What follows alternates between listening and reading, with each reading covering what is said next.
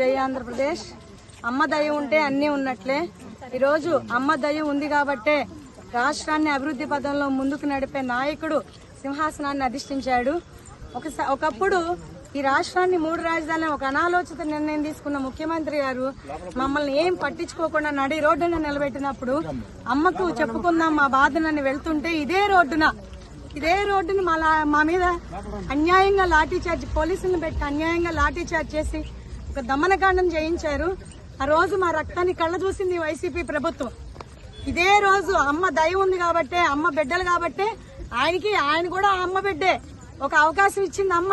ఈ 5 ఏళ్లలో తప్పుల్ని తెలుసుకొని మారుతాడేమోనని. అయినా ఎప్పటికీ మారక ఈ 5 సంవత్సరాలు రాష్ట్రాన్ని అంధకారంలో నిలబెట్టేశాడు.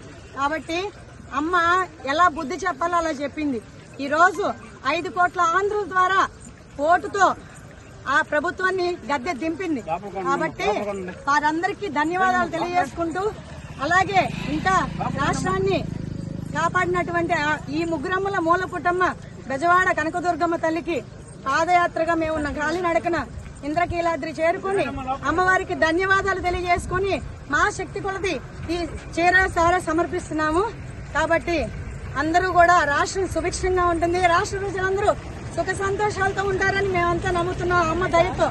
జై దుర్గా, జై దుర్గా, జై భవానీ. వస్తున్నామమ్మ,